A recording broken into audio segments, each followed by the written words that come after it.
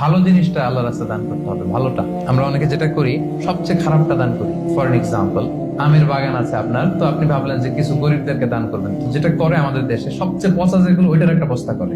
ওইটা কেন? ওইটা দান করবে উনি। এরপর ধরেন রিক্সা থেকে নামছেন, হঠাৎ একজন ভিক্ষুক ফরিয়া দিয়ে এসে হাত পাতলো। তো এখন আপনি ভালো মানুষ, আপনি দান করেন, দিতে চাচ্ছেন, তো পকেট থেকে টাকা বের করে খুঁজতেছে যে সবচেয়ে পুরাতন নোট কোনটা। তারপরে দেখবেন যে 5 টাকার স্কচ টেপ দিয়ে লাগানো থাকে না ছেঁড়া নোটগুলো, ওইটা খুঁজে যে ওইটা দিব। তো এইটা যদি করেন, এটা আপনি ভুল করছেন, কারণ এই দানটা বেসিক্যালি আপনি আল্লাহ তাআলাকেই করছেন। কিয়ামতের দিন আল্লাহ বলবে, আমার তুমি খাবার দিলা না, আমাকে পোশাক দিলা না, আমাকে সাহায্য করলা। বনি আদম বলবে, আল্লাহ বলেন কি? আপনি খাবার চাইলে তো সারা দুনিয়ার সব দামি দামি খাবারের বস্তা আপনার কাছে এনে দিতাম, আপনি পোশাক চাইলে তো আমারটাই খুলে দিতাম।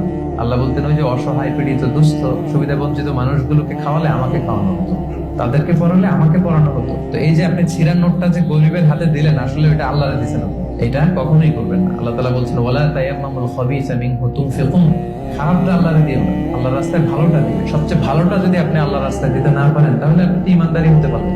তাই আমরা ভালোটা দিব, খুশি করি।